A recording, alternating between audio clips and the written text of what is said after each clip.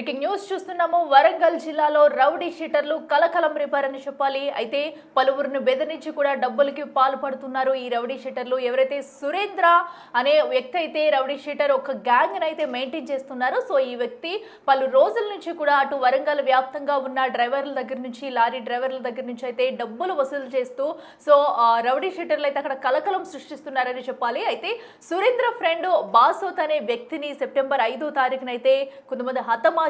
So దీనికి ప్రతీకారంగా కూడా ప్రతీకారం తీర్చుకునేందుకైతే వరంగల్ వ్యాప్తంగా సురేంద్ర గ్యాంగ్ అయితే సో అక్కడ రౌడీ షీటర్లు దిగి మొత్తం మూకుముడుగా కూడా అందరి మీద దాడి చేయడం, అలాగే సో పలువురు దగ్గర నుంచి డబ్బులు వసూళ్లు చేయడంతో కూడా ఈ ఘటన బయటపడిందని చెప్పాలి. సురేంద్ర గ్యాంగ్ అనేది ఇప్పుడు అటు వరంగల్లోనే కాకుండా ఇటు చూసుకున్నట్టయితే హైదరాబాద్ లో కూడా పలు కేసులు అయితే వారి మీద నమోదై ఉన్నాయి. సో దీంతో కూడా ఇటు హైదరాబాద్ నుంచి అటు సురేంద్ర గ్యాంగ్ అయితే మొత్తం నగర బహిష్కరణ చేశారు. సో అనంతరం ఏదైతే సెప్టెంబర్ 5న సురేంద్ర ఫ్రెండ్ బాసోత్ అయితే హత్యకు గురయ్యాడో సో దీనిపై కక్ష పెంచుకున్న సురేంద్ర గ్యాంగ్ అయితే సో ప్రతీకారం తీర్చుకునేందుకు పక్కగా ప్లాన్ వేసుకున్నారు. సో పక్కగా ప్లాన్ వేసుకుని వరంగల్ వ్యాప్తంగా కూడా వీరి గ్యాంగ్ అయితే తిరుగుతుంది. సో ఆయుధాలతో సురేంద్ర గ్యాంగ్ వరంగల్ వ్యాప్తంగా కూడా తిరుగుతూ పలువురిని బెదిరించేందుకు కూడా పాల్పడుతున్నారు. బాసోత్ను చంపిన వ్యక్తిని హత్య చేసేందుకు ఒక టీమ్గా ఏర్పడి రెక్కి నిర్వహించి వరంగల్ మొత్తం కూడా చుట్టేస్తున్నారు వీళ్ళు. సో ఈ నేపథ్యంలోనే పలువురి నుంచి వివిధ ప్రాంతాల్లో తిరుగుతూ కూడా ఒక లారీ డ్రైవర్ దగ్గర నుంచి కూడా బెదిరించి డబ్బులు తీసుకోవడం, సో డబ్బులు లాక్కెళ్ళడం, ఇలాంటి ఘటనలకైతే పాల్పడుతున్నారు. ఒక పక్కన రెక్కి నిర్వహించి బాసోత్ను చంపిన వ్యక్తిని పట్టుకుని హతమార్చడమే ధ్యేయంగా అయితే సురేంద్ర గ్యాంగ్ అయితే ఒక రెక్కి నిర్వహించింది. కొంతమంది ఒక వీళ్ళ ముఠా మొత్తం కూడా కొన్ని ప్రాంతాలని అయితే టార్గెట్ చేసుకున్నారు. ఆ ప్రాంతాల్లో కూడా వెళ్ళి అక్కడ షాపుల వద్దకు వెళ్ళడం, వాళ్ళని అక్కడ ఏదైనా సమాచారం అడగడం, క్యాజువల్గా వెళ్ళి అక్కడ సమాచారం అడగడం, ఏదైనా దొంగతనానికి పాల్పడడం, లేదా పలువురు నుంచి డబ్బులు వసూలు చేయడం బెదిరించి. సో అయితే తాజాగా జరిగిన ఏదైతే అక్టోబర్ 18న ఒక లారీ డ్రైవర్ దగ్గర నుంచి అయితే వీళ్ళు డబ్బులు లాక్కున్నారు అతను బెదిరించి. సో దీంతో ఈ ఘటన బయటకు వచ్చిందని చెప్పాలి. సో ఎందుకంటే డబ్బులు లాక్కున్న అనంతరం కూడా డ్రైవర్ అయితే పోలీసులకు ఫిర్యాదు చేశారు. ఫిర్యాదు అనంతరం కూడా సురేంద్ర గ్యాంగ్ అయితే పోలీసులు అయితే అరెస్ట్ చేశారు. అయితే అరెస్ట్ అనంతరం కూడా విచారణలో అయితే కొన్ని కీలక అంశాలు వెలుగు చూస్తాయనే చెప్పాలి. సో ఏదైతే అటు బాసోత్ను చంపిన వ్యక్తిని పట్టుకునేందుకే, హతమార్చేందుకే ఈ సురేంద్ర గ్యాంగ్ ఎవరైతే ఉన్నారో వారు వరంగల్లో దిగి ఒక టీమ్గా ఏర్పడి మొత్తం వాళ్ళని పట్టుకుని హతమార్చేందుకే వీరు వివిధ ప్రాంతాల్లో కూడా అక్కడ రెక్కి నిర్వహిస్తున్నట్టుగా అయితే పోలీసులు విచారణలో బయటకు వచ్చింది. దీంతో పోలీసులు కూడా షాక్ అయిన పరిస్థితి అయితే నెలకొందని చెప్పాలి. సో వీరి దగ్గర ఆయుధాలు ఉన్నాయి, అలాగే ఇప్పటికే అటు సురేంద్ర ఎవరైతే ఉన్నారో అతనిపై ఇప్పటికే రాచకొండ పోలీస్ కమిషనరేట్లో భారీగా కేసులు కూడా ఉన్నాయి. సో దీంతో వీరు ఇదివరకు కూడా చాలా ఇలాంటి కిరాతకాలకి పాల్పడ్డారనే ఆరోపణలు, కేసులు కూడా ఉండడంతో ఇటు హైదరాబాద్ నుంచి అయితే వాళ్ళని ఇక్కడ నగర బహిష్కరణ చేశారు. సో బాసోత్ హత్య అనంతరం కూడా వీళ్ళు మరొక్కసారి తనని చంపాలి, ఎవరు హత్య చేశారో అని హతమార్చేందుకైతే వరంగల్ వ్యాప్తంగా వీళ్ళు పలు ప్రాంతాల్లో పర్యటిస్తున్నారు. రెక్కి నిర్వహించి కేవలం హత్య చేసేందుకే వీళ్ళైతే ఒక ప్లాన్ ప్రకారం వేసుకుని కూడా అక్కడైతే పలు అడ్డగోలుగా కొన్ని కార్యక్రమాలు అయితే నిర్వహిస్తున్నారని చెప్పాలి. ఇక మరింత సమాచారం మా ప్రతినిధి వేణు అందిస్తారు. వేణు, చెప్పండి. సురేంద్ర గ్యాంగ్ అయితే ప్రస్తుతం పోలీసులు అదుపులో ఉన్నట్టు తెలుస్తుంది. అసలు బాసోత్ని చంపినప్పుడు వీరు ఎవరిని హత్య చేసేందుకు అక్కడ ఎక్కడెక్కడ ప్లాన్స్ వేసుకున్నారు, పోలీసుల విచారణలో ఎలాంటి విషయాలు బయటపడ్డాయి? సురేందర్ తో పాటు అతని మరో ముగ్గురు అనుచరులు మొత్తం నలుగురిని పోలీసు అదుపులోకి తీసుకున్నారు. అందులో ఇద్దరి వద్ద వెపన్స్, రివాల్వర్స్ కూడా స్వాధీనం చేసుకోవడం జరిగింది. అయితే ఈ నెల 18వ తేదీన షాయంపేట పిఎస్ పరిధిలో ఉన్నటువంటి మాందారిపేట వద్ద రోడ్డుపై వెళ్తున్న ఒక లారీని అడ్డగించారు. ఆ లారీ డ్రైవర్ ను గన్తో బెదిరించి తన వద్ద ఉన్న డబ్బులను దోచుకెళ్లి వాళ్ళని చంపుతామని బెదిరించడంతో డ్రైవర్ పారిపోయాడు. ఆ తర్వాత తాను అన్లోడింగ్ తీసుకొస్తున్న డబ్బులన్నీ ఎత్తుకెళ్లడంతో పిఎస్ లో ఫిర్యాదు చేసిన తర్వాత సీసీ కెమెరా ఫుటేజ్ సహాయంతో ఆ బైక్ నెంబర్ల సహాయంతో నిందితులను పట్టుకునే పనులు పోలీసున్నారు. అయితే నిందితులను గుర్తించిన తర్వాత మూలుకు సంబంధించినటువంటి ఇద్దరు, అదేవిధంగా సురేందర్, తనతో పాటు మరో అనుచరు, మొత్తంగా నలుగురిని ప్రస్తుతము పోలీసు అదుపు తీసుకుని విచారణ చేస్తుంటే పూర్తి స్థాయి ఈ గ్యాంగ్ వార్కు సిద్ధమైనటువంటి ఘటన వెలుగులోకి వచ్చింది. ఈ సురేందర్ ఎవరైతే ఉన్నారో తన ప్రధాన నిందితుడు, తన దగ్గర వెపన్ దొరికింది. తను రాచకొండ కమిషనరేట్ పరిధి నుంచి బహిష్కరణకు గురైన పరిస్థితి. 40కి పైగా కేసులు ఉన్నాయి. 21 పైగా మర్డర్ కేసులు, రేప్ కేసులు, ఎక్స్టార్షన్ కేసులు కూడా అతనిపై ఉన్నాయి. దీంతో పోలీసులు తాను వరంగల్కి ఎందుకు వచ్చాడు అనేటువంటి కోణం లోపల పూర్తి స్థాయి దర్యాప్తు జరిపితే భూపాలపల్లి, ములుగు, వరంగల్ ఈ 3 జిల్లాల పరిధి లోపల తాను క్రైమ్స్ కు పాల్పడినట్లుగా తెలిసింది. గత నెల రోజుల నుంచి కూడా చీకటి ప్రదేశాల్లో వాహనాలపై వెళ్తున్న వారిని అడ్డగించడం, వెపన్స్ పెట్టి బెదిరించి డబ్బులు నగలు లాక్కోవడం ఇదంతా జరుగుతున్నట్టు తెలుస్తుంది. అయితే గత వారం రోజుల క్రితమే ఈ సురేందర్ అలియాస్ సూరి అలియాస్ మోహిత్ భూపాలపల్లికి వెళ్లారు. భూపాలపల్లిలో బాసిద్ అనేటువంటి ఒక యువకుణ్ణి గత నెల సెప్టెంబర్ 6వ తేదీన తనను హత్య చేశారు. సో బబ్లు అనేటువంటి ఒక బ్యాచ్ తనను హత్య చేసింది. ఆ తర్వాత ఆ బాసిత్ కు సంబంధించిన సమాధి వద్దకు వెళ్లి గన్తో ఫైరింగ్ చేశాడు. తనను చంపిన వాళ్ళందరినీ కూడా చంపుతానంటూ శపథం చేసి మరి వచ్చినట్లుగా తెలుస్తోంది. అయితే బబ్లుకు చెందినటువంటి బ్యాచ్ అందులో 6గురిని పోలీసులు అరెస్ట్ చేసి ఇంకా వాళ్ళు జైల్లోనే ఉన్నారు. సో వాళ్ళకి సంబంధించిన ఫ్రెండ్స్ ను చంపి వాళ్ళకి ఛాలెంజ్ విసిరేటువంటి ఆలోచనతో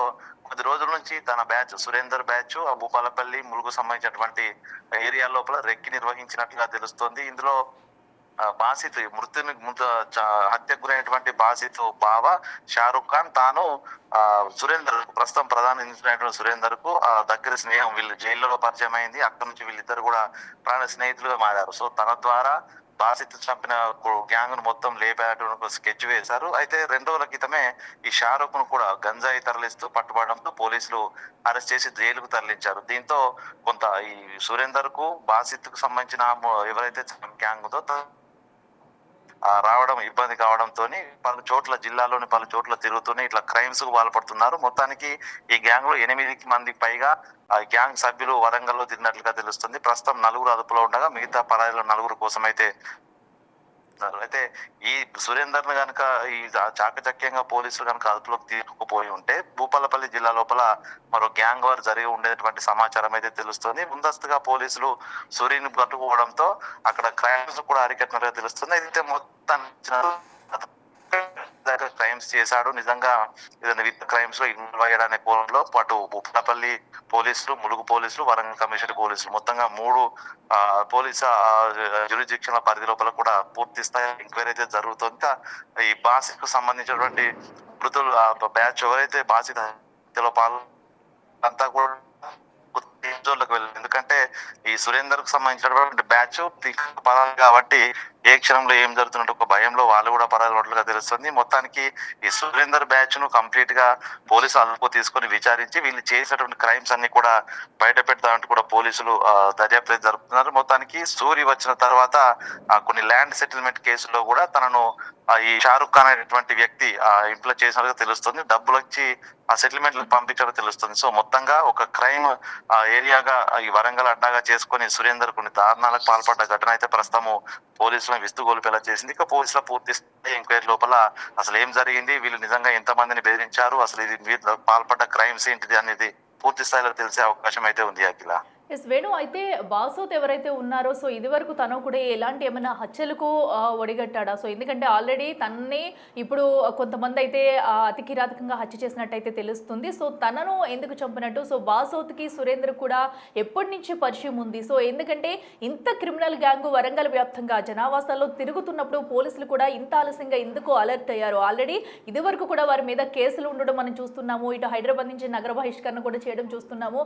సో ఇంత డేంజరస్ గ్యాంగ్ అయితే సో ఇంత తేలిగ్గా అక్కడ ఎలా బయట తిరుగుతుంది? ఇప్పటి వరకు కూడా ఎవరు గుర్తించలేదు అధికారులు.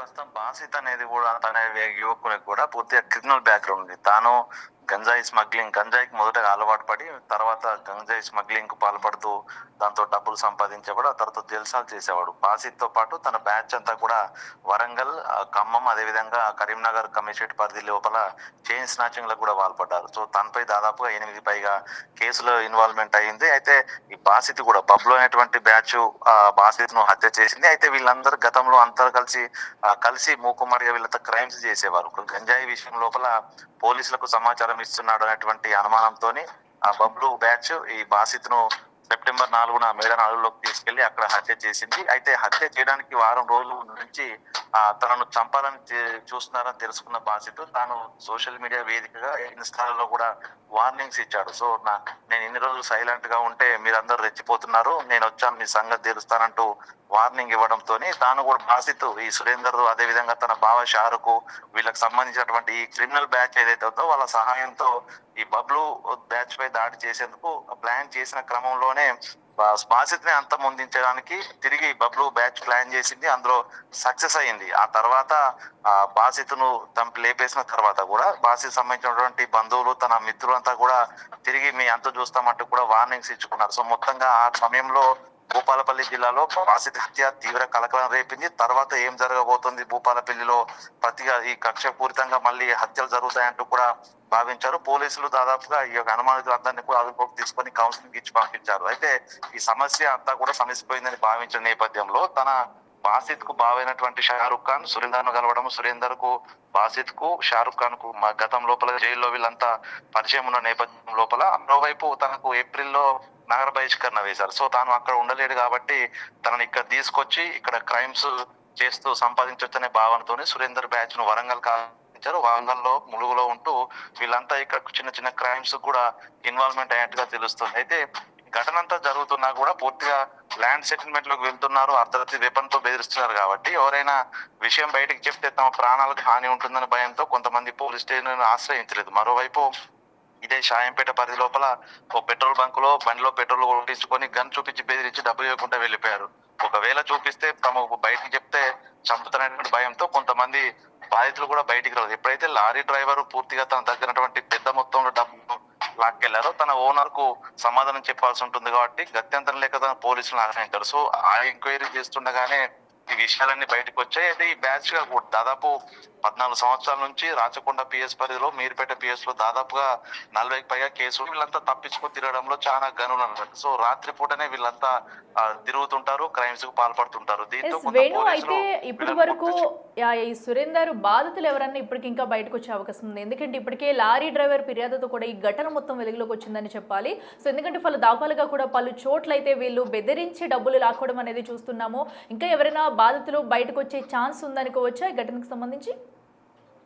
ఎందుకంటే పోలీసులు ఈ సమాచారం అంతా తను సురేందర్ తో పాటు ఉన్నటువంటి అనుచరుల వద్ద నుంచే ఊపిలాగుతున్నారు. ఇప్పటి వరకు ఎక్కడ కూడా ఈ అన్నోన్ అఫెండర్స్ అనేటువంటి అంశంతోనే కేసులు నమోదయ్యాయి. చాలా చోట్ల రోడ్లపై వెళ్తున్న వ్యక్తులను బెదిరించడము, డబ్బులు లాక్కోవడం, నగలు లాక్కోవడం అనే అంశం లోపల గుర్తెరిగిన వ్యక్తులు దోచుకెళ్లారంటే కూడా కొన్ని పిఎస్ ల వరంగల్ కమిషనరేట్ ములుగు పరిధి లోపల కొన్ని కేసులు నమోదయ్యాయి. అందులో ఇన్వాల్వ్మెంట్ ఉంది సురేందర్ బ్యాచ్ లేదా అనేది ప్రస్తుతం పోలీసుల ఎంక్వైరీ జరుగుతుంది. ఎందుకంటే వాళ్ళు టాస్క్ ఫోర్స్ అదుపులో ఉన్నారు, వాళ్ళ ఎంక్వైరీలోనే పూర్తి విషయాలు తెలిసే అవకాశం ఉంది. ఒకవేళ కనుక సురేందర్ బ్యాచ్ ఇన్ని రోజుల పాటు క్రైమ్స్ పాల్పడి ఉంటే ఆ బాధితులందరినీ అందరి దగ్గరికి వెళ్ళి వాళ్ళ నుంచి తిరిగి పిటిషన్లు తీసుకొని కేసులు నమోదు చేసే అవకాశం అయితే ఉంది. ఇప్పటికీ ఒక క్లారిటీ లేదు, ఎందుకంటే గత నెల రోజుల పైగా వీళ్ళంతా వరంగల్, ములుగు, భూపాలపల్లిలో తిరుగుతూ క్రైమ్స్ కు పాల్పడుతున్నారు. కానీ ఎక్కడ కూడా సురేందర్ కొత్త వ్యక్తి కావడం, వరంగల్ కు తన గురించి ఎవరికి సమాచారం తెలియకపోవడంతో అన్నోన్ వ్యక్తులు అనేటువంటి పిటిషన్ ఇస్తున్నారు. సో దీంతో ఈ ఎంక్వైరీ లోపల కనుక ఈ సురేందర్ తన బ్యాచ్ కనుక ఈ క్రైమ్స్ అన్ని చేశారని తెలిస్తే పోలీసులు కూడా స్ట్రింగెంట్ యాక్షన్ తీసుకునే అవకాశం ఉంది. ఇంకా వీళ్ళంతా కూడా బ్యాచ్ లుగా విడిపోయారు, జిల్లాల వారీగా వీళ్ళ 8 మంది బ్యాచ్ కంప్లీట్ గా విడిపోయి చిన్న చిన్న ముఠాలుగా విడిపోయి క్రైమ్స్ కు పాల్పడుతున్నారు. దీంతో మిగతా సభ్యులను కూడా దొరకబడితే వాళ్ళ దగ్గర నుంచి మరింత సమాచారం వచ్చే అవకాశం ఉంది. కొంత పోలీసులు ఈ క్రైమ్స్ జరుగుతున్న అరికట్టడంలో కొంత వైఫల్యం అయితే ఉంటే ప్రస్తుతం మరో భారీ స్థాయి గ్యాంగ్ వారు కాకముందే పట్టుకోవడంతో కూడా కొంత సక్సెస్ అయిందని కూడా చెప్పుకోవచ్చు. ఎందుకంటే భూపాలపల్లిలో వీళ్ళు రెక్కి నిర్వహించారు, బాసిత్ను హత్య చేసినటువంటి వాళ్ళ బంధువుల ఇండ్ల చుట్టూ తిరిగారు. దీంతో మరి కొద్ది రోజుల్లోనే భారీ స్థాయి క్రైమ్ జరిగి ఉండేది. సో దాన్ని అడ్డుకున్నటువంటి విషయంలో పోలీసులు కొంత సక్సెస్ అయ్యారని చెప్పొచ్చు. ఏదేమైనా లారీ డ్రైవర్ ఇచ్చిన ఒక పిటిషన్ ఈ రోజున జరగబోయే భారీ క్రైమ్ అయితే అడ్డుకున్నట్లు తెలుస్తుంది. ఇక పూర్తి స్థాయి దర్యాప్తు అయితే అటు 3 జిల్లాలకు సంబంధించిన పోలీసు యంత్రాంగం ఎంక్వైరీ చేస్తుంది. సో ఎంక్వైరీ లోపల విషయాలు అసలు బాధితుల సంఖ్య కూడా తెలిసే అవకాశం ఉంది. Akhila okay, right Venu, thank you. Yes, చూస్తున్నాం కదా ప్రస్తుతం అయితే ఏదైతే సురేంద్ర గ్యాంగ్ అయితే పలు దఫాలుగా కూడా ఇటు హైదరాబాద్లో కానివ్వండి, అటు వరంగల్లో కానివ్వండి రెక్కి నిర్వహించి మరి పలు క్రైమ్లకు అయితే పాల్పడినట్టు తెలుస్తుంది. సో ఇప్పటికే పలు కేసులు నమోదవుగా కూడా ఇటు నుంచి నగర బహిష్కరణ చేసిన అనంతరం ఎవరైతే బాస్ అవుతున్నారో అతన్ని హత్య చేసిన వారిని పట్టుకునేందుకే రెక్కి నిర్వహించి వివిధ ప్రాంతాల్లో అయితే వీరు తిరుగుతున్నారు. అయితే అర్ధరాత్రుల టైం కూడా ఒంటరిగా కనిపించిన వారిని బెదిరించి డబ్బులు కూడా వసూలు చేస్తున్నారు. సో ఈ నేపథ్యంలో ఒక్క లారీ డ్రైవర్ అయితే ముందుకు వచ్చి ఇచ్చిన ఫిర్యాదుతో వీళ్ళ బాగుతం మొత్తం కూడా బట్టబయలైంది. ప్రస్తుతానికైతే కొంతమందిని నిందితులను అయితే పోలీసులు అదుపులోకి తీసుకున్నారు. మరికొంతమంది కోసం కూడా గాలిస్తున్నారు. అయితే ఇప్పుడు విచారణ మొదలుపెట్టిన పోలీసులు అయితే అనంతరం వీళ్ళు ఎక్కడెక్కడ క్రైమ్స్ చేశారు, ఇంకా ఎంతమంది ఉన్నారు వీరి గ్యాంగ్లో అనే విషయాలు కూడా బయటకు వచ్చే అవకాశం కనిపిస్తుంది.